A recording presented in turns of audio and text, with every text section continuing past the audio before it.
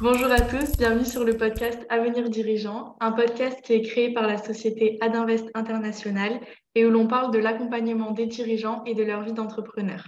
Je m'appelle Carla Decollière, je suis Community Manager chez Adinvest International et je serai l'animatrice de ce podcast. Aujourd'hui, je serai avec Nicolas. Bonjour à toutes et tous, bienvenue. Alors, merci Carla pour cette introduction.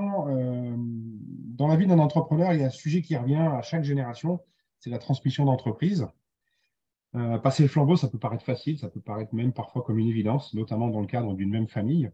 Tant il n'en est rien, le sujet est parfois fort complexe, tant chaque situation peut être différente. De ce qu'on a pu constater chez Adinvest, nombreux sont les aspects qui entrent en jeu, les différents points à traiter avant, pendant et après. Et ce qui semble évident pour une génération, où la génération en place ne l'est pas forcément pour celle qui arrive, à commencer par le simple fait de savoir si elle a réellement envie de reprendre la suite. Une grande question qui peut amener à de longs débats. Qui plus est, sur ce sujet qui est parfois complexe, c'est essentiellement lié à la relation humaine. On est souvent en famille, et tout le reste, qui doit être évidemment abordé et préparé, n'est finalement que la partie technique, la partie visible de l'iceberg qu'on appelle transmission. Je vous propose, ce qu'on vous propose aujourd'hui avec Carla, c'est aujourd'hui d'aborder ce sujet de transmission. Pour ce sujet sur la transmission d'entreprise, nous sommes très heureux d'accueillir aujourd'hui non pas un, mais deux invités qui ont très spontanément accepté de venir partager leur expérience sur la transmission d'entreprise en tant que repreneur. Donc, Élise Huichteval, bonjour et bienvenue. Bonjour. Et Adrien Stéchy, bonjour et bienvenue également. Bonjour. Alors, après une éducation au sein d'une exploitation viticole bordelaise et des études d'ingénieur orientées ouverture internationale, Élise va reprendre l'entreprise familiale avec une idée en tête, conserver le patrimoine créé au fur et à mesure des générations, tout en ajoutant sa touche personnelle. Et au sujet d'Adrien, une société de père en fils qui se développe en société haut de gamme avec le développement de plusieurs marques. Là a été l'ambition d'Adrien et de son père Arnaud lors de la troisième transmission de Horstill Light. L'une souhaitait reprendre l'entreprise de ses parents depuis petite, l'autre n'était pas vraiment destinée à diriger l'entreprise patrimoniale et pourtant, nos deux invités du jour ont vécu une transmission d'entreprise familiale. Nous allons donc voir dans cet épisode deux points de vue différents sur ce sujet. Je vais vous laisser vous présenter. Donc, merci. Donc, Élise Huitteval, voilà, nom d'origine hollandaise, pas très facile à prononcer, puisqu'en fait, mon père est d'origine hollandaise et il a grandi dans une ferme laitière et il a décidé de venir dans le Médoc, en Bordelais, pour faire les vendanges et il a décidé de s'y installer et de construire son vignoble, son domaine viticole, en ayant en parallèle un élevage de vaches à viande. Donc, c'est dans ce domaine-là que j'ai grandi, en Bordelais. Et c'est assez naturellement, comme en effet, ça a été souligné, que j'ai toujours été attirée par ce domaine. Et ce domaine qui est très large, très multiple. Donc, ça a toujours été une volonté pour moi de reprendre l'exploitation, ce que j'ai fait. Depuis 2017, je suis revenue au domaine, aux côtés de mon père, donc de mes parents et de l'équipe qui est formée d'une dizaine de salariés aujourd'hui. Bonjour, donc moi, écoutez, j'ai 38 ans. Pareil, on n'était pas destiné du tout à reprendre l'entreprise familiale avec mon frère, même si lui a fait, avant qu'on soit vraiment aux manettes, a fait une incursion de 2 ans sous un ancien type de management, puisque mon oncle était encore dans l'affaire. Et à l'âge de mes 30 ans, il y a eu une séparation d'une fratrie entre mon oncle et mon père, qui a entraîné des questionnements familiaux. Et jusqu'à présent, moi, j'ai parcouru autre chose avant, avec des réussites et de gros échecs professionnels, mais qui m'ont forgé, on va dire, un caractère de résilience pour recommencer autre chose. Et quand à 30 ans, mon père me dit à demi-mot qu'il a besoin de moi, c'est là où on est intervenu et c'est là où on a commencé l'aventure avec mon frère en repartant quasiment de zéro sur la partie éclairage. Donc déjà, deux secteurs et deux profils très différents. Moi, j'ai une première question pour tous les deux.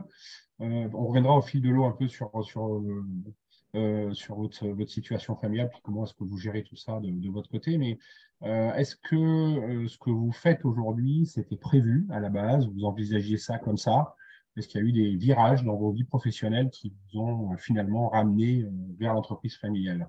Oui, alors moi, j'ai pas eu, comme Adrien, par exemple, d'autres expériences professionnelles avant, en dehors de mes expériences étudiantes, où j'ai pu quand même voyager et avoir d'autres expériences. Mais j'ai vraiment souhaité revenir au domaine vraiment aussitôt après mes études, parce que je connaissais tous les projets que je voulais rapidement mettre en place dans un secteur en pleine mutation. Donc, je sentais que l'appel au retraite était quand même un peu urgent. Donc, je ne peux pas citer voilà, d'expérience antérieure. En tout cas, voilà, ça a toujours été quand même pour moi une certaine oui, évidence. Et en tout cas, tout ne s'est pas passé comme je l'imaginais, puisque évidemment, on se fait toujours une idée. Quand on est dedans, on voit les choses d'une certaine manière. Et évidemment, enfin, quand on est dedans, quand on le voit plutôt en tant qu'enfant, quand ce sont les parents qui gèrent l'entreprise, et quand on est à la tête, je dirais, on s'aperçoit évidemment de certaines réalités. Et c'est pas négatif, hein, ça fait évoluer, et au contraire. Mais en tout cas, non, ça ne se déroule pas comme prévu, toujours évidemment. Adrien, de ton côté, je peux Nous, comprendre à moi, demi-mot que tu avais fait plusieurs virages déjà. exactement, ça a été un enchaînement depuis. Moi, je suis rentré, j'ai créé ma première société, j'avais 18 ans en communication et j'ai toujours voulu être entrepreneur. Et du coup, même si j'ai fait des études à côté, j'étais dans le domaine du sport au départ et je voulais gérer des équipements sportifs, donc rien à voir. Et puis j'ai monté des commerces au départ dans des magasins de fleurs. Et cette expérience est terminée par une liquidation et clairement une banqueroute personnelle, hein, parce que j'ai tout perdu et il a fallu que je vende tout ce que j'avais pour redémarrer à zéro avec des dettes qui étaient bancaires. Et il a fallu que je reparte à zéro. Et du coup, j'ai tout soldé. Je suis reparti ensuite dans la grande distribution pendant pratiquement 20 mois, jusqu'à clairement réouvrir des droits pour recréer une société, parce que mon objectif, c'était ça. Et en parallèle, comme je disais tout à l'heure, à l'âge des 30 ans, mon père me glisse à demi-mot que cette société d'éclairage, il ne sait pas ce qu'il va en faire. Est-ce qu'il l'arrête ou est-ce que aujourd'hui on regarde de plus près? Et là, je l'ai pris comme une demande. C'est la première fois de ma vie où mon père me demandait réellement de venir travailler avec lui. Jusqu'à présent, ça a été toujours à demi-mot et où c'était pas du tout. Et donc, bon, j'ai laissé ça derrière. Donc, c'était pas du tout destiné sur ça. Et quand on est rentré quand à 30 ans, on récupère cette société-là, c'est là où vraiment l'aventure s'est inscrite. Au bout d'un an de constat, parce qu'on le côté positif, c'est qu'il nous a laissé, mon frère et moi, complètement carte blanche pour relancer l'affaire, hein. Il n'y avait plus de chiffre d'affaires, il n'y avait plus de salariés, il n'y avait plus rien. On s'est fait un constat qu'il y avait quelque chose à créer et il y avait un univers à créer. Et moi, ce que j'affectionne particulièrement, et ça a toujours été le cas dans toutes les affaires que j'ai entreprises, c'est que j'adore les histoires de sociétés qui ont justement des histoires et qui ont quelque chose à raconter avec un vrai patrimoine, un vrai savoir-faire. Je suis beaucoup plus à l'aise d'aller chercher des choses qui sont dans les tripes des entreprises plutôt que de créer du neuf. Et ça a été vraiment quelque chose qui s'est révélé au bout d'un an sur OK, on continue l'aventure et OK, on y va et on a accéléré. Donc non, ce n'était pas destiné, mais il y a eu vraiment ce côté où il y a eu vraiment un détachement de mon père à nous dire débrouillez-vous et regardez ce que vous pouvez faire. Et au final, on en est là aujourd'hui, 7 ans après. Est-ce que vous vous souvenez l'un et l'autre du moment, de la date, du jour peut-être, ou de la situation où vous avez pris la décision de dire oui, d'une manière ou d'une autre? Parce que même si, Élise, j'ai bien compris que toi, tu avais ce souhait-là à l'origine, à quel moment ça a basculé en disant, bon là, cette fois-ci, c'est parti? Ouais, je me souviens, ouais, je me permets, Élise, c'était à Rennes, quand on était en train de prendre un café avec toute ma famille, justement pour fêter mes 30 ans. On était en plein mois de janvier. Et Rennes, pourquoi? Parce que ma sœur faisait ses études de médecine là-haut et que pendant quelques mois, je m'étais mis au vert, justement après ma période dans la grande distribution pour essayer de faire un étage sur qu'est-ce que je voulais. Et donc, ça s'est décidé dans une boulangerie où ou à demi-mot, mon père me disait les choses, donc ça restera gravé. Et ce choix-là a été fait ce jour-là. Ouais. Ouais. Après, il a fallu un an, grosso modo, pour reprendre. Mais ce jour-là, ça a été vraiment décisif. Ouais. Élise? Oui, alors moi, c'est moins précis, mais je sais simplement que c'était une volonté, on va dire, latente. Mais c'est vrai que jusqu'à la fin de mes études, j'avais toujours en tête quand même peut-être de faire quelque chose avant en expérience euh, transitoire, on dit. Et c'est la dernière année où vraiment mes parents ils m'ont dit, voilà, tu sais, c'est pas tout rose non plus, le contexte est très compliqué. Faut pas que ce soit un sacrifice, faut pas le faire pour nous. J'ai un grand frère également, ils nous ont jamais forcé la main, ils nous ont toujours poussé à faire des études larges, à nous ouvrir des portes, à voir autre chose. Et ça, c'est très bien et je les en remercie. Et j'avais choisi la voie agricole, mais assez généraliste, pas que le vin. Et j'avais des discussions comme ça avec des professionnels qui me disaient, tu sais, va voir ailleurs, tu sais, ça forge. Et c'est vrai, et c'était toujours une idée quand même que je m'étais laissée, pourquoi pas. Et mon dernier stage de fin d'études, on m'a d'ailleurs proposé un poste et j'ai réfléchi et je me suis dit, je me connais trop, je vais vouloir être partout à la fois.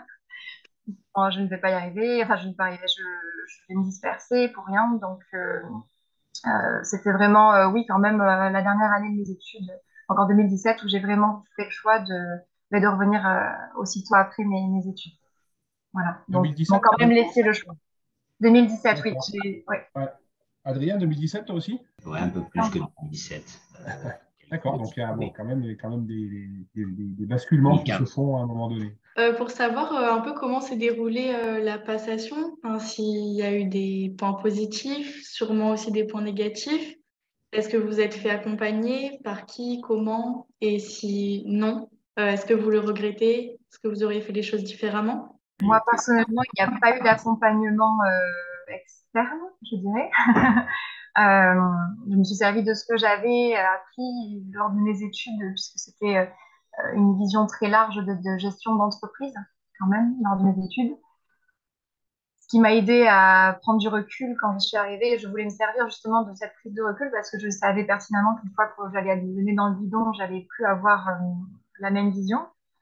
Donc, non, au niveau de la transmission, elle est très longue. Elle n'est toujours pas d'ailleurs terminée puisque je travaille encore avec mes parents, mon père notamment.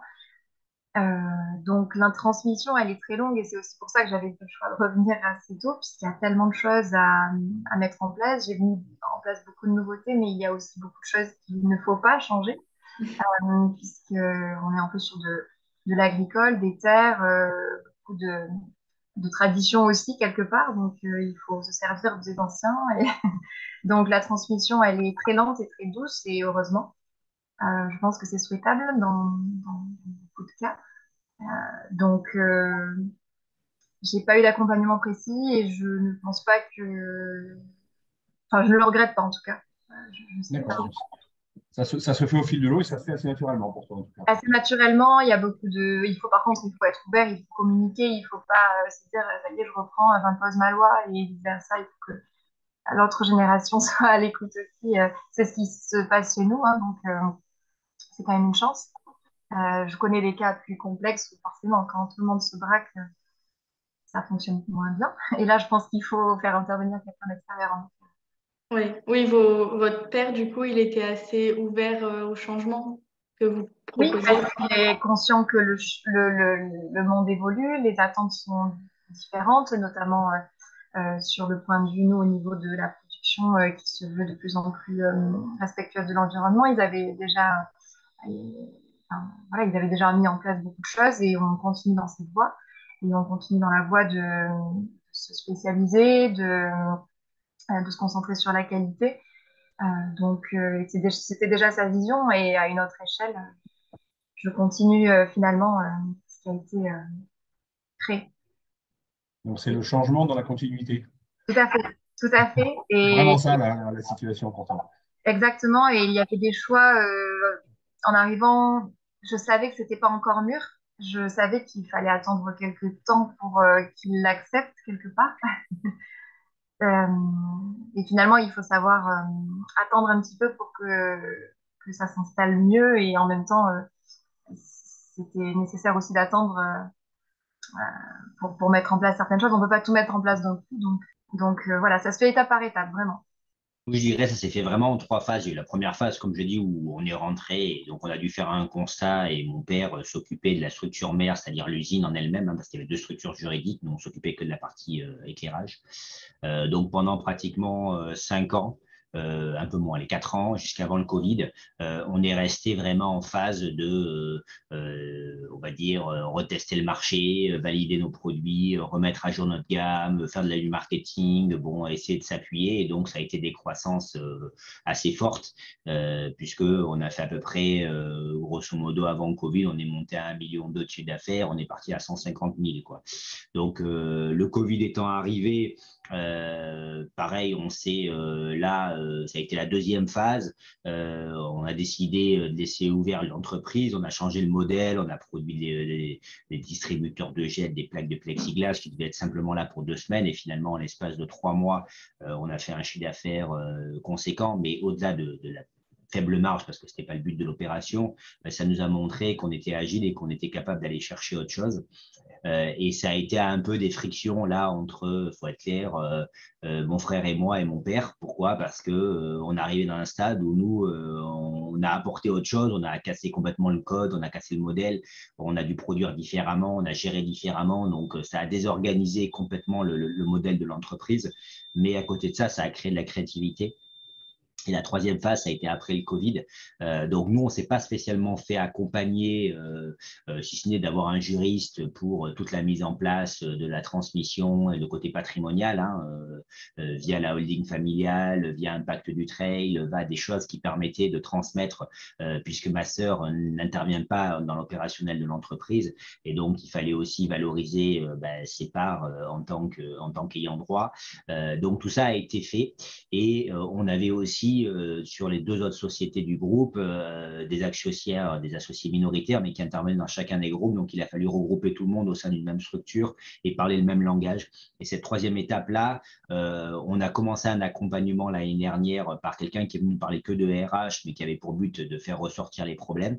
Et donc, le dialogue s'est initié, et mon père a décidé de quitter l'année dernière, en février dernier, la globalité de ses mandats de gestion. Donc, c'est moi qui ai récupéré tous ces mandats-là, avec une transmission qui s'est faite, mais qui s'est faite aussi avec, cette fois-ci, avec un peu plus de difficultés, parce qu'il y avait un râle, pas le ras-le-bol, mais un trop-plein de la part de mon père qui a transmis un petit peu les derniers éléments de l'entreprise dans la gestion du quotidien. Et c'est vrai que je l'ai vécu de façon assez lourde, puisqu'en plus, on avait, nous, des associés qui étaient en Tunisie, qui sont revenus vivre en France. On a remis, donc il y a eu plein de problématiques humaines qui sont ressorties sur l'année dernière. Et ça a été une année qui a été plus intense finalement que la période de Covid et que les périodes précédentes où beaucoup de gens ont mal vécu les choses. Nous, ça a été, en tout cas, moi, je l'ai vécu très durement l'année dernière. Et du coup, ça a été une volonté maintenant sur 2023 de resserrer les équipes. Donc, on avait commencé à structurer d'une façon et on a tout redéstructuré depuis janvier. On retravaille le modèle différemment et là, on va se faire accompagner par quelqu'un sur notamment une vision stratégique et innovation de l'entreprise. L'idée, c'est de dire qu'est-ce qu'on peut faire avec nos machines et vers quoi on peut les s'ouvrir de façon à travailler différemment, parce que là, c'était encore des choses un petit peu compliquées. Et surtout, moi, je l'ai mal compris, c'est-à-dire que pour moi, mon père sortait complètement de l'actionnariat en 2023 et il y a un mois, on m'a expliqué qu'en fait, non, le pacte du trade doit être mis en place et tout doit être comme ça jusqu'à 2025, ce qui veut dire que mon père garde ses actions jusqu'à 2025 et donc on a un actionnaire aujourd'hui majoritaire, mais qui n'est plus dans l'entreprise, mais qui doit sortir de l'entreprise. Et même si c'est un actionnaire majoritaire, ça reste mon père. Donc, ça veut dire qu'il n'y a pas ce côté où aujourd'hui, il l'a affiché en disant « je pars à la retraite ». Non, en fait, il est quasiment 3 jours et demi dans l'entreprise, sauf à faire d'autres choses, mais en fait, il a la vue de partout. Donc, du coup, c'est plus dur à gérer pour moi cette année que ça ne l'a été sur les fois où on n'avait que l'entreprise d'éclairage à s'occuper. Et du coup, je ne m'occupais pas de l'usine, je ne m'occupais pas de ce qui se passait à l'époque dans l'entreprise en Tunisie, je m'occupais que de ma partie.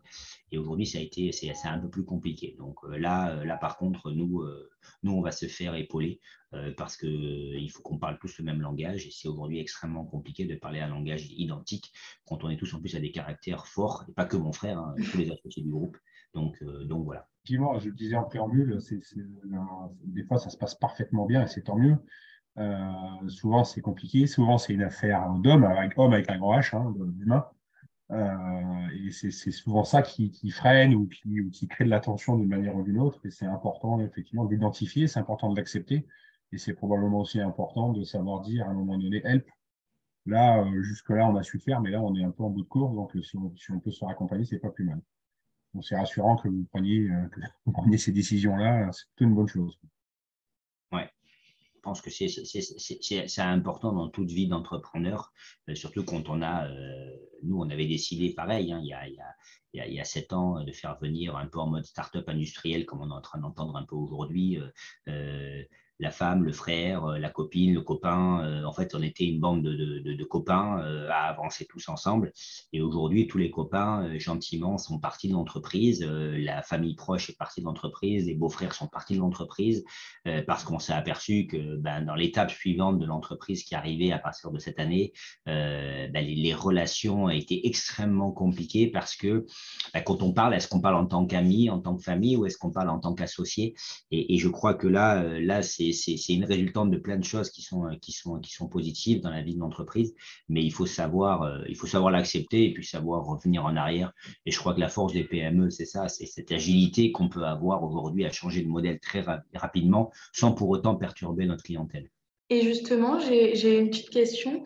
Tant qu'on parle de la vie de l'entreprise, si vous avez, enfin, je sais qu'Adrien, vous avez des salariés, Élise, j'en suis pas sûre. Comment est-ce qu'ils ont vécu le passage du parent à l'enfant, entre guillemets? Si Élise, tu veux Ouais, répondre. oui. Alors en fait, oui, on a une dizaine de salariés, plus des prestataires où là, évidemment, Ok. mais sur les salariés, évidemment, comme voilà, petite entreprise, les salariés sont presque partie, entre guillemets, hein, de la famille. C'est des gens qui ont connu très bien, pour certains depuis longtemps. Donc, c'était un petit peu une appréhension, quelque part, de passer, en effet, de l'enfant à tout. Oui. Finalement, ça s'est assez bien fait, puisque je ne suis pas directement leur responsable. C'est de la discussion et mon père continue d'assumer son rôle, en fait, vraiment Le dirigeant. de gérer au quotidien voilà, le terrain. Et moi, je suis sur d'autres missions un petit peu plus larges, plus commerciales aussi. En fait, j'apporte des nouveautés et qui ont toujours été bien acceptées. On a mis en place aussi comme des réunions, plus d'informations pour les impliquer davantage, pour les informer et qu'ils sachent justement ce qu'il en était. Donc, non, ça a été bien accepté, sauf peut-être pour un des salariés où bon, c'était peut-être un petit peu le temps qu'il quitte aussi l'entreprise, ça n'avait rien à voir, je pense, avec moi, mais il y avait quand même peut-être une petite jalousie aussi quelque part de cette évolution-là, quelque part. Ok. Donc ça peut arriver quand même, oui, qu'il y ait des petites tensions, et en discutant, bon, de toute façon, ça se passe mieux. Parfait. La Euh, partie bah, salariée, comment ça? Parce que vous la connaissez, partie, j'imagine. Oui, tout à fait. Alors, il y a deux phases en fait. Il y a la phase de la partie éclairage hors style, où là, clairement, l'équipe, on l'a formée. Tous les collaborateurs sont plus jeunes que nous en termes d'ancienneté. Le plus vieux collaborateur a 6 mois d'ancienneté de moins que ce que Arnaud et moi avons dans l'entreprise. Donc, du coup, ça donne un aspect. Et aujourd'hui, ce collaborateur-là était le premier salarié. Il était embauché en tant que monteur câbleur. Aujourd'hui, c'est devenu le manager de 12 salariés. Donc, pour dire un peu l'évolution de cette personne-là. Donc, on est en famille, on est très proche. Je veux dire, il y a qu'un niveau entre mes collaborateurs et moi. C'est Fabien qui gère cette partie-là. Fabien qui est le responsable. Et après, il y a la partie historique. Donc, en effet, Select Junior Décolletage, où là, j'ai pris le mandat moi l'année dernière. Et l'état, c'est que les gens, ben, en fait, sont plus anciens que moi, non, en termes de, même en termes, pas plus anciens. Ils ont 6 mois, on va dire. J'avais 6 mois quand les premiers sont rentrés dans l'entreprise familiale. Voilà. Donc, ils me connaissent depuis l'âge de 6 mois. Et aujourd'hui, j'en ai 38 ans. Donc, ça fait 37 ans et demi qu'ils me connaissent et qu'ils me voient dans l'entreprise. Ils ont vu mes enfants, ils ont vu le fils de mon frère, ils ont vu les enfants de ma sœur. Donc, c'est pour dire un petit peu l'historique de ces salariés. Et certains partent à la retraite en fin d'année. Et ces salariés-là, quand j'ai pris les mandats, je me souviens, mon père, grosso modo, part en congé début juin 2022 pour 4 à 5 semaines avec ma mère. Et là, les salariés viennent me voir en me disant, mais comment on va faire? On ne va pas être payé. J'ai commencé, vous n'allez pas être payé. Ben, elle me dit, oui, ben, ton père est parti en vacances et nous, on ne va pas être payé. Et je lui dis, mais en fait, j'ai les codes d'accès bancaires, c'est moi qui vais vous payer. Ils m'ont regardé, mais l'air de dire, ah bon, c'est toi qui vas nous payer, mais comment ça se fait que c'est toi qui nous paye? Voilà, donc ça a démarré comme ça. Et j'ai vraiment eu toute la sensation en 2022 que j'avais racheté une société et où personne ne me connaissait, quoi. Donc ça a été cette sensation-là vraiment toute l'année. J'ai des collaborateurs qui sont venus me dire, avant, quand ton oncle et ton père y géraient, un jour, ils m'ont donné un ticket d'essence parce que j'ai fait beaucoup de pièces. Et avant, c'était quand même mieux parce que maintenant, les nouveaux, ils ne travaillent pas et on ne fout rien. Voilà. Donc, c'était quand même une sensation assez terrible de me dire, mais en fait, je n'ai rien changé parce que je n'ai rien changé sur cette partie-là.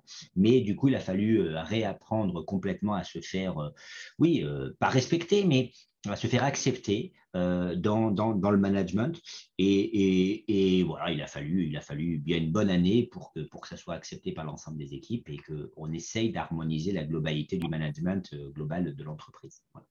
En l'occurrence, sur ce point-là, du coup, ton père n'a pas été forcément facilitateur, enfin, de manière volontaire ou involontaire d'ailleurs, mais ça, du coup, ça t'a pas aidé, là, pour le coup. Ouais, après c'était aussi la volonté de voir ce qu'on faisait. On a toujours avancé familialement, mais comme plein d'autres entreprises familiales où la dureté d'avancer est plus facile que de donner la cuillère en argent dans la bouche. En tout cas, moi, en tant qu'aîné Ouais. familial, on m'a jamais donné la béquille et il a fallu toujours aller chercher l'information. Et je pense que mon père aussi, en tant qu'aîné, on ne l'a jamais aidé. Donc, il a reproduit, mais je pense pas volontairement, il a reproduit ce que son père sûrement lui avait laissé lui aussi de son côté. Et donc, il m'a laissé les choses à devoir se faire. Et ça a été, oui, ça a été un petit peu plus compliqué, mais on a eu une discussion avec mon père cette année, en janvier de cette année, où du coup, on n'a remis pas les pendules à l'heure, mais j'ai pu dire la sensation que j'ai eue et lui a pu comprendre qu'à des moments donnés, ça a été assez compliqué dans la gestion humaine parce qu'on n'efface pas 38 ans de carrière professionnelle d'une société comme ça et qu'il faut absolument pouvoir passer. Maintenant, est-ce qu'il y a des bonnes méthodes et pas des bonnes méthodes? Élise, comme ton papa, toi, est toujours là, je pense qu'il y a une discussion qui fait que, et puis dans l'opérationnel. Moi, il n'était plus dans l'opérationnel depuis pas mal d'années. Donc, voilà, c'est toujours d'appuyer là où ça fait mal. Et il a fallu vraiment apprendre ça. Et aujourd'hui, même quand il vient, on est vraiment dans une analyse où il y a un gagnant-gagnant et une entraide globale. Et du coup, il y a un autre rôle qui est apparu depuis cette année, depuis qu'on a discuté au mois de janvier, et où il a compris qu'à un moment donné, certaines choses s'étaient passées qui n'étaient pas spécialement normales aussi dans la transmission et comme ça s'est fait. Oui, en effet, C'est je bien. pense que oui, de faire un peu plus bloc doit aider quelque part vis-à-vis du reste de la société à faire accepter. L'importance de la communication. Puis la bonne communication, parce qu'il y a la communication et communication. Je veux dire, à un moment donné, c'est pas parce qu'on va faire des emails et des réunions tous les sens et tous les 5 minutes que forcément la communication est meilleure. Je pense qu'à des moments donnés, nous, on a fait des réunions. Maintenant, par exemple, avec mon frère, j'arrive à savoir en fonction de son faciès et de façon comment on dit, de ses traits de visage, quand à un moment donné, il n'est pas d'accord du tout avec moi et qu'il ne le dit pas. Et donc, c'est vrai qu'aujourd'hui, mon rôle aussi, c'est de lui dire, j'arrête de parler, Arnaud, j'ai vu que tu n'es pas d'accord, vas-y, prends la parole. Parce que des fois, il ne le fait pas de façon systématique en me disant, c'est Adrien qui prend la parole, c'est Adrien qui fait. Sauf qu'à un moment donné, ma vision à moi, et comme je dis toujours, n'est peut-être pas toujours la bonne. Sauf que moi, quand je fais des chèques ou quand je prends des décisions sur des salons et compagnie tout seul, c'est moi qui engage mon argent d'entreprise. Et à un moment donné, c'est pas que je demande à répartir, à mettre le parachute et à dire prenez-vous la responsabilité. Mais par contre, à un moment donné, quand on prend des décisions sur des salons et que c'est les commerciaux qui y vont et qu'en fait, c'est pas bon, c'est vite dit après de dire c'est pas bon. Mais il fallait le dire avant et comment on peut le faire. Et c'est là où je pense qu'il y a la vraie discussion, c'est de comprendre l'autre et d'arriver à se mettre à la place de l'autre, ce qui n'est pas toujours évident. C'est sûr, c'est sûr. Sur cette période de transition, alors qui est en cours encore pour tous les deux, hein, visiblement, qu'est-ce que vous retenez de positif? Qu'est-ce qui vous a vraiment peut-être éclaté à un moment? Je vais utiliser ce terme parce que quand on est entrepreneur, on aime bien de se faire plaisir dans ce qu'on fait. Qu'est-ce qui a été vraiment agréable à vivre, positif, intéressant, éclatant pour vous? Et large, parce qu'il y a heureusement qu'on prend du plaisir dans notre métier, que je considère pas vraiment comme un métier, mais voilà, un mode de vie, un ensemble qui est dur à détacher de notre vie privée, en fait. Donc c'est un ensemble, mais moi personnellement, c'est le fait de mettre en place vraiment sur le domaine tout l'aspect accueil au domaine, développer la vente en particulier qui était pas à zéro parce qu'on accueillait un petit peu hein, toujours, mais j'ai vraiment souhaité dès mon arrivée, et ça a été d'ailleurs ma première mission, eh bien, développer l'accueil, le no-tourisme en fait au domaine. Et ça, j'ai très vite vu qu'il y avait un énorme potentiel sous-exploité.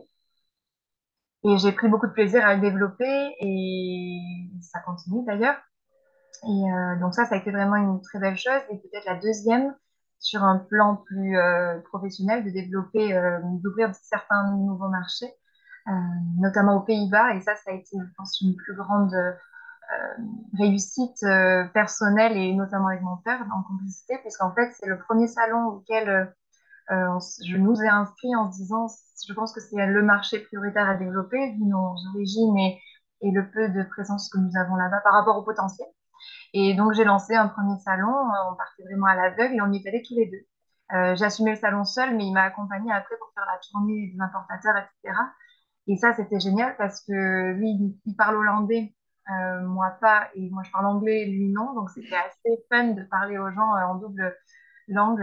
Et donc, on a eu une très belle expérience tous les deux dans ça. Et on a réussi, d'ailleurs, on est revenu très satisfait et ça m'a encouragé à développer sur d'autres schémas, sur ces mêmes types de salons, en sachant que j'avais aucune connaissance sur, voilà, sur quel type justement, on a parlé, s'engager sur des salons. Quand on est seul, on prend des décisions, on ne sait pas si c'est les bonnes. D'ailleurs, on ne le saura jamais avant que alors, on ait vraiment les retours, les ventes, voilà.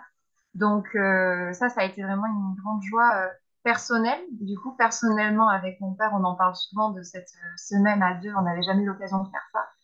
Et en plus, professionnellement, parce que ça nous a apporté beaucoup et des relations avec des importateurs qui nous rendent visite maintenant. Enfin, voilà, donc c'est pour avoir mis quelque chose en place d'assez banal finalement, j'en ressors, on en est ressorti vraiment grandi, je pense. Et donc ça fait partie des réussites à tout point de vue, parce que pour moi, la réussite, enfin, on n'aime pas le conflit. On est vraiment, moi, si je suis revenue au domaine, c'est pour justement parce que ce sont mes tripes et que je veux développer le domaine familial et que ça a beaucoup de sens pour moi et je suis pas sûre d'avoir une telle énergie pour le même métier ailleurs en fait. Pour moi, c'est parce que c'est justement une transmission familiale que j'y mets tant d'amour et d'énergie, sinon ça n'aurait pas le même sens. Donc oui, pour moi, je retiens vraiment cette expérience et le fait de développer quelque chose qui n'existait vraiment pas. Et en plus, les gens en sont ravis. Encore tout récemment, on avait donc portes ouvertes, on voit que le fichier des clients fidèles grandit et ça, c'est une très très belle récompense. Donc pour toute la famille, voilà. Et puis le travail que vous faites, alors, j'ai eu la chance de visiter Oui, et de déguster. Donc c'était un vrai plaisir et vous avez un endroit qui est absolument magnifique, effectivement, et avec une approche qui est très saine, pleine de sens. Donc je pense qu'effectivement, le fait d'être capable de mettre ça en avant, ça va forcément être positif pour vous. c'est Il n'y a pas gentil. de raison que ça ne se passe pas comme ça, quoi. Adrien, de ton côté, alors je sais que ça a été plus difficile pour toi, mais est-ce qu'il y a des trucs quand même où tu t'as kiffé un peu? Allez, vas-y. Non, mais Dis-nous. quand même, on a parlé de beaucoup de choses négatives, mais en fait, ce n'est pas des négatifs, c'est simplement dans la construction aujourd'hui, il y a des moments qui sont plus compliqués. Après, quand je regarde d'où on vient, on fait 150 000 euros la première année, on sort 2,4 millions l'année dernière, on a pour ambition de doubler le chiffre d'affaires dans les 3 ans. Donc, en fait, il faut imaginer quand même que toute cette difficulté-là, elle a été aussi opérée parce que le chiffre d'affaires était en croissance à 2 chiffres toutes les années. Je veux dire, si on n'avait rien fait et qu'on était simplement là de façon générale, basique, on n'en serait pas là.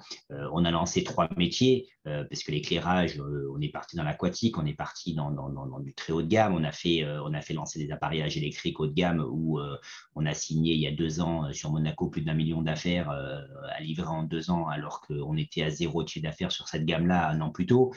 Donc ça a été un peu la vérité si je mens de prouver à nos donneurs d'ordre qu'on était en capacité d'eux, et on l'a été, puisque aujourd'hui on continue les commandes sur ces marchés-là. On a lancé de la quincaillerie, c'est-à-dire qu'on a ressorti des tiroirs, des plans. On a innové en lançant un stylo avec un crowdfunding qui a été fait sur Ulule. Donc, je veux dire, quand on regarde tout ça, non, on s'éclate. Moi, tous les matins, quand j'arrive à l'entreprise, si je devais peser, oui, on a 20% de problèmes, on a 80% de bonheur. Maintenant, c'est sûr que les 20% de problèmes, on aimerait bien les gommer, surtout quand c'est des problèmes liés, en effet, à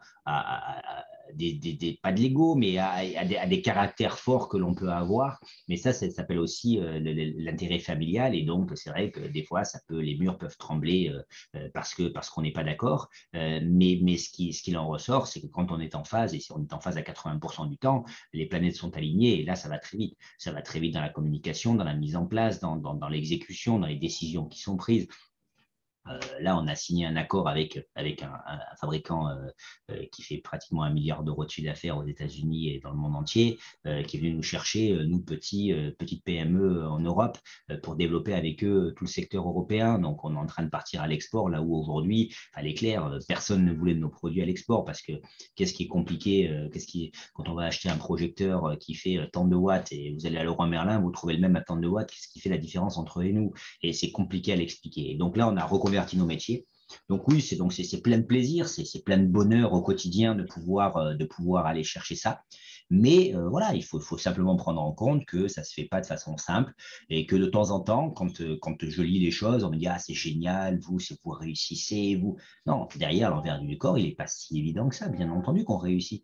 Mais je veux dire, à des moments donnés, on prend le risque tous les jours d'avoir 40 familles qui peuvent se retrouver dans la difficulté si on ne prend pas les bons choix stratégiques, et qu'à un moment donné, on a connu dans l'histoire familiale une division de 2 frères avec une procédure qui a duré presque 7 ans et demi, qui s'est terminée l'année dernière. Cette procédure, elle a pesé à tout le monde familialement, et c'est vrai qu'il faut faire attention parce que ça peut très vite partir sur d'autres choses. Et voilà, donc moi je trouve que ce qui est génial, c'est qu'on innove encore, c'est qu'on a plein de choses encore à creuser, et que encore tout à l'heure, on était en train d'imaginer encore des rotations de bureaux, des mises en place, des choses comme ça, parce que il faut rester toujours actif, et que notre modèle change tellement que il faut s'adapter à notre marché. Et je pense que c'est ça qui fera la force de demain, et en tout cas la force des PME. Belle vision, en tout cas, ça fait plaisir à entendre, des deux côtés d'ailleurs. Et Carla? le fait de travailler en famille comme ça dans votre vie personnelle, est-ce que ça vous impacte dans quel sens? Dans tous les sens. Parce que c'est en famille, doublement. Moi, c'est donc évidemment mes parents qui ont créé l'exploitation, et récemment, il y a 2 ans maintenant, mon compagnon nous a rejoints. Donc évidemment, c'est plus que familial. Voilà, tout le monde y est. Oui, Tout le monde y est, donc c'est vrai qu'il n'y a plus trop de bouffées d'oxygène extérieur pour parler d'autre chose. Et en même temps, bon, c'est une passion, c'est voilà, donc il n'y a pas de problème.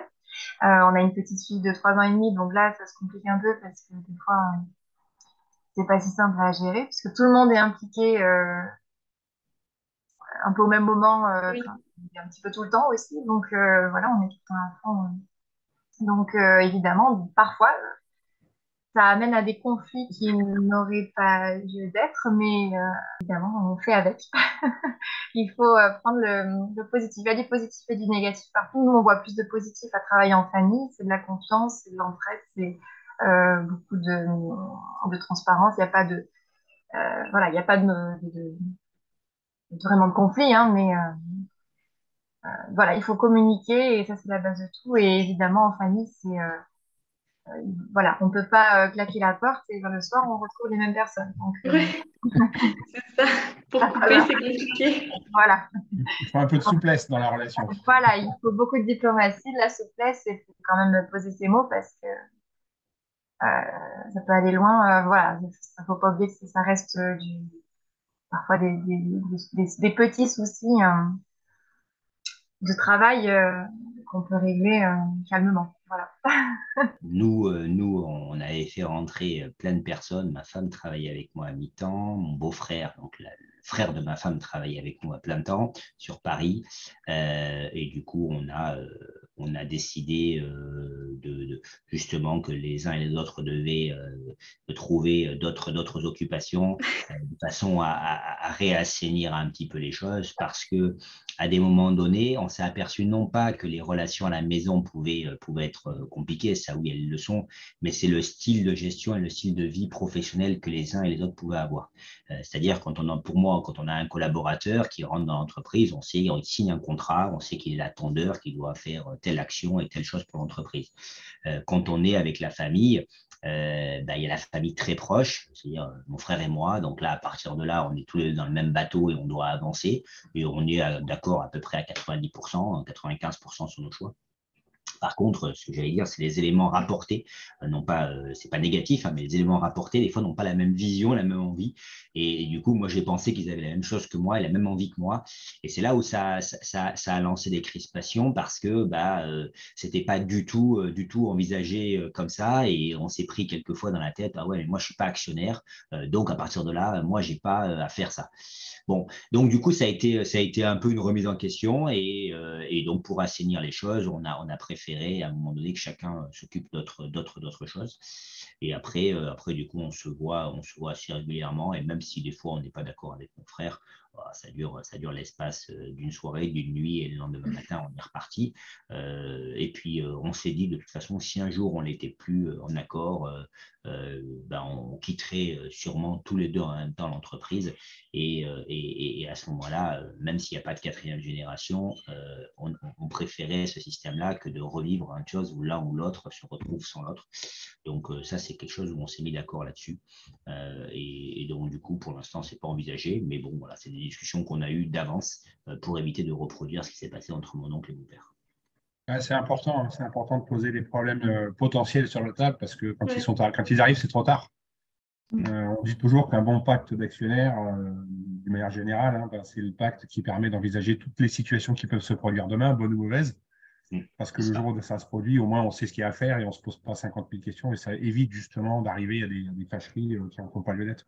Si c'était à refaire, vous le referiez, vous repartiriez sur le même truc. Oui. Oui. Tous les deux, oui, sans hésiter. Ouais, ça Oui, mérite d'être clair. C'est rassurant, oui, effectivement. on repartirait. Alors, c'est une question qui est un petit peu corollaire à celle-ci. D'une manière générale, enfin de votre expérience aujourd'hui, prendre la suite de ses parents, selon vous, c'est plutôt une bénédiction. Alors, je parle par rapport à une vie professionnelle, hein, parce qu'après, il y a la vie personnelle qui entre en jeu, mais c'est plutôt une bénédiction ou c'est plutôt finalement une galère qu'il faut arriver à surmonter pour arriver à en sortir quelque chose? C'est un facilitateur de prendre la suite des parents ou il vaut mieux racheter une boîte, monter une boîte, faire ça différemment? Je pense qu'il y a du plus et du moins. En tout cas, moi personnellement, je trouve qu'il y a beaucoup plus de sens, surtout dans une notion de. On crée vraiment beaucoup de produits, mais dans nous qui faisons donc du vin, de la viande, il y a vraiment une histoire familiale qui est très importante et qui est attachée au produit. Et je pense qu'aujourd'hui, c'est une force.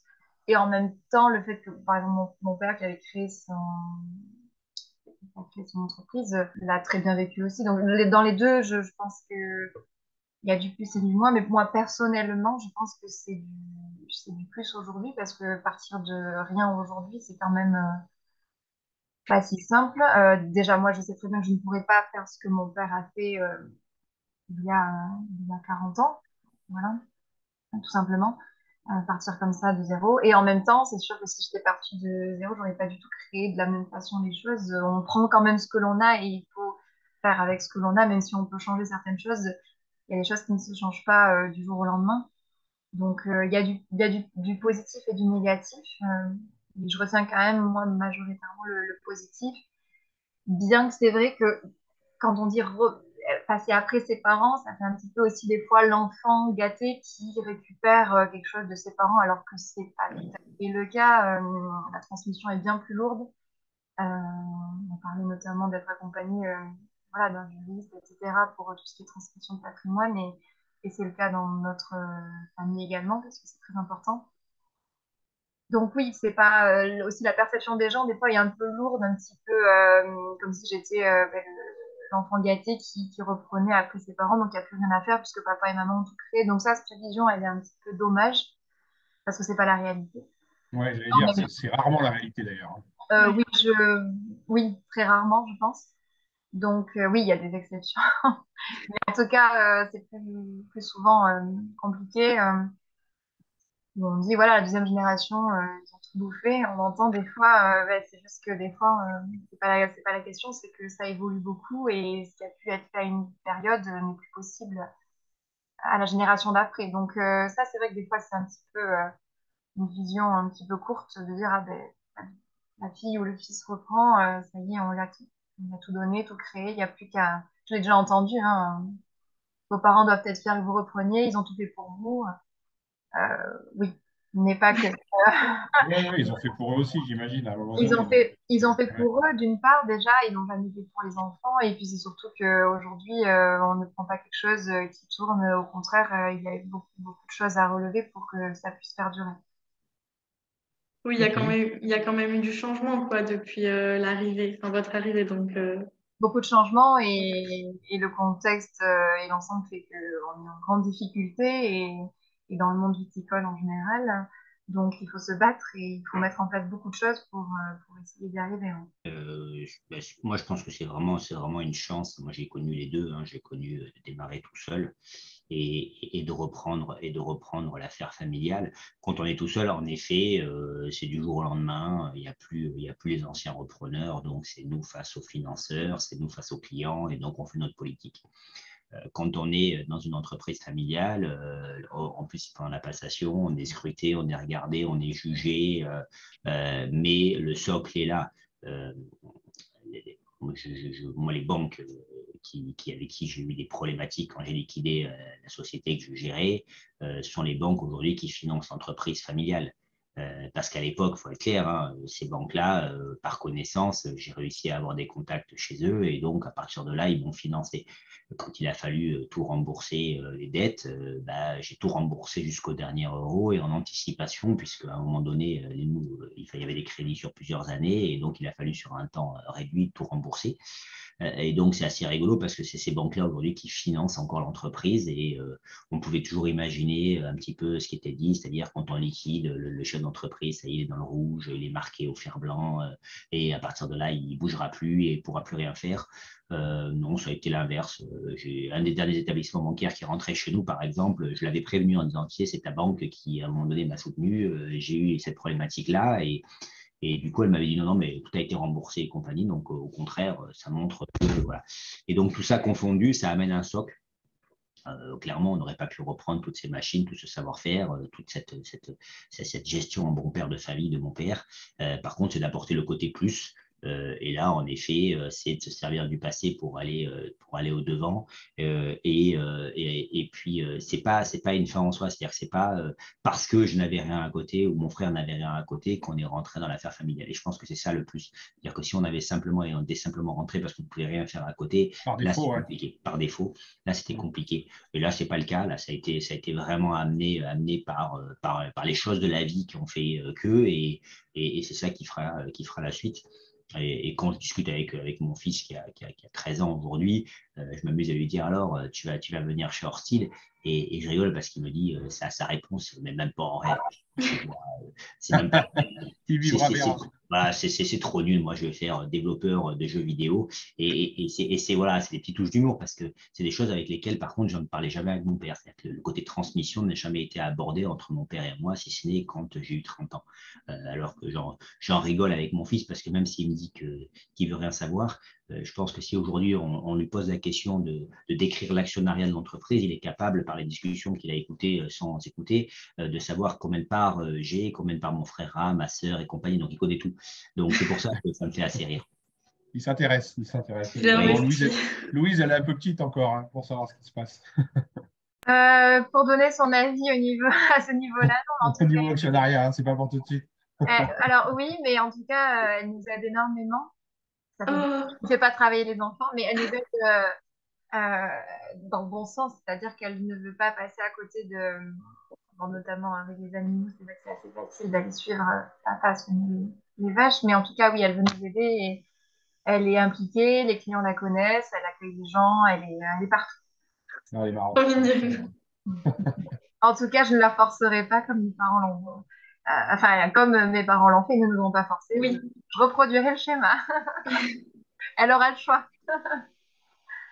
On arrive bientôt sur la fin de cet entretien. On a encore deux petites questions pour vous qui sont un peu rituelles chez nous. La première, je te laisserai la dernière, Carla, pour conclure ensuite. ça marche.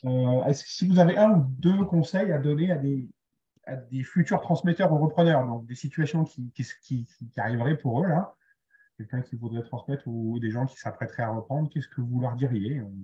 Des choses vraiment importantes pour vous, avec le recul un petit peu que vous avez aujourd'hui, une ou deux choses à côté desquelles il ne faut pas passer. Je pense que, comme on le disait, la communication est la base de beaucoup de choses. Donc, déjà, en amont du projet, il faut quand même s'assurer que ce ne soit pas justement par défaut pour la reprise, que ce soit vraiment un choix et il faut que ce soit vraiment réfléchi. Ça paraît simple de dire ça, mais à tout niveau. Et pourquoi pas tenter une expérience de quelques temps pour voir si c'est vraiment la vocation. Et il faut que toute la famille suive, parce que c'est vrai que des fois, si la personne, enfin l'enfant, est d'accord pour reprendre, mais que sa vie familiale, c'est compliqué, il sera forcément freiné aussi. Donc, il faut que ce soit un choix de vie.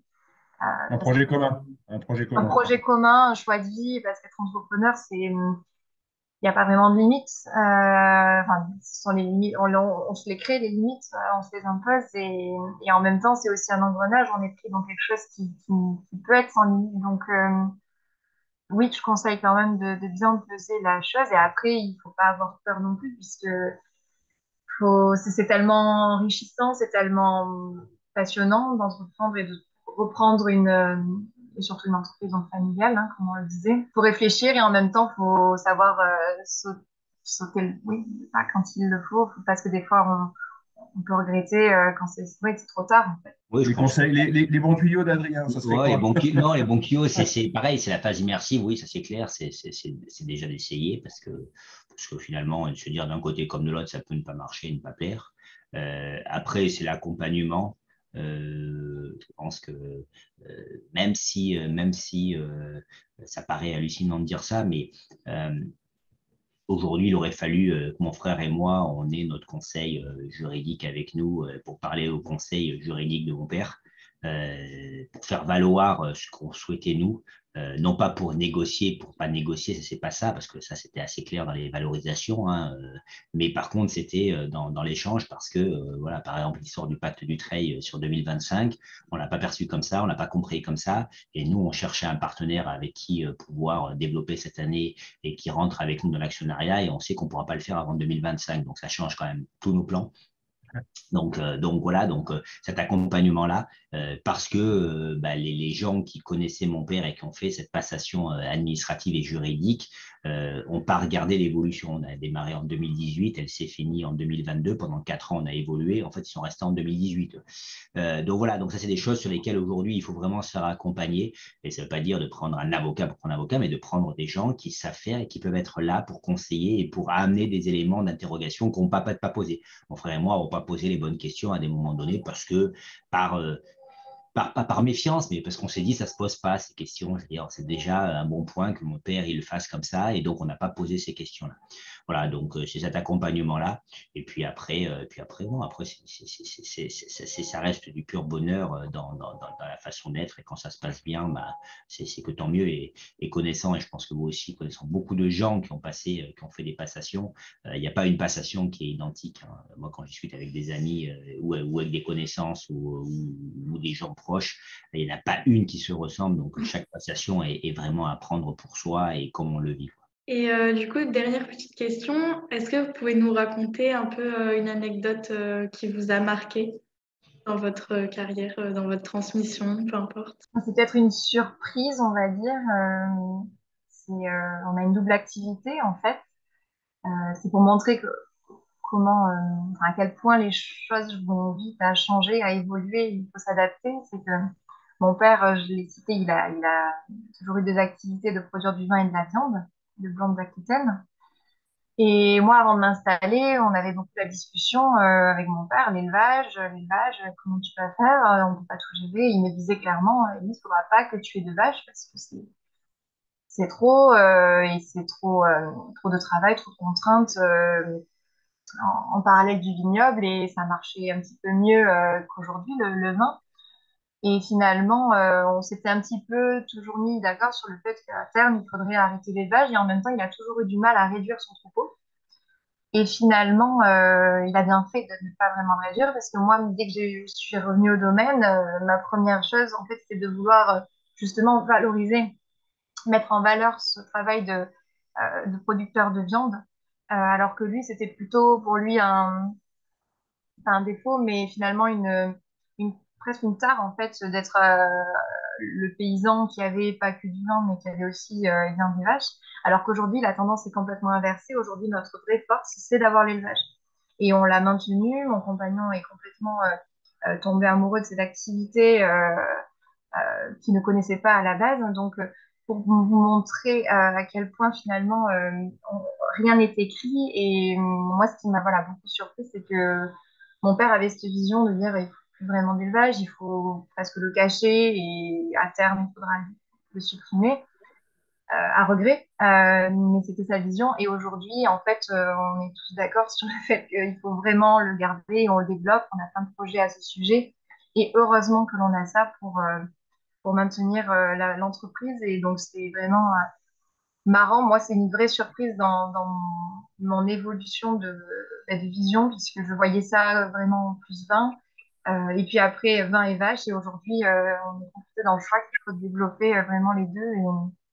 Et ça rejoint peut-être aussi ce que disait Alana, qu'il faut savoir complètement changer de production, Le modèle. d'orientation. Pour s'adapter au marché et aux tendances. Donc rien n'est écrit et ça va très très vite. Donc voilà, moi c'était plus une surprise et c'est pas vraiment une anecdote, mais c'est plus pour vous prouver voilà, l'évolution un petit peu de notre histoire au niveau de notre production.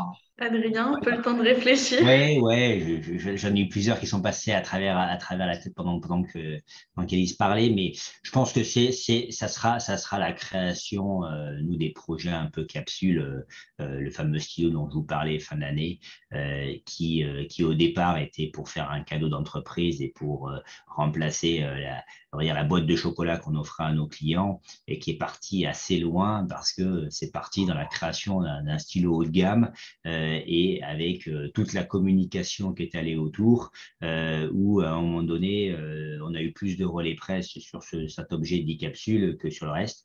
Et ça, l'anecdote nous a montré que bah, du coup, il fallait qu'on change pareil toute notre communication, notre site internet et que ça allait beaucoup plus loin qu'un simple stylo, parce qu'aujourd'hui, on se refuse plus de créer d'autres produits et donc on est plutôt attentif à ce qui se passe autour de nous.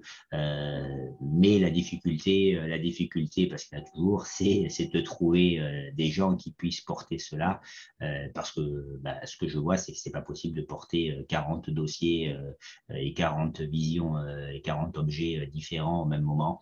Donc, c'est de s'entourer des personnes qui peuvent le faire.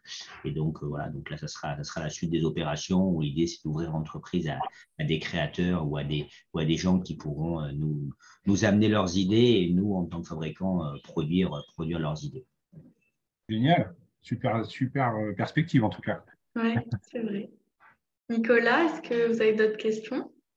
Non, moi j'ai à peu près fait le tour. Alors j'en aurais plein, hein. On pourrait y passer une semaine sur ce sujet et sur les différentes expériences, mais je crois on a déjà balayé pas mal vos parcours et votre ressenti, vos visions. C'est quand même ça qu'on aime bien partager, nous, et ce qui se passe dans la vraie vie. Et pas, c'est bien d'avoir tué quelques préjugés aujourd'hui, ça m'a fait plaisir.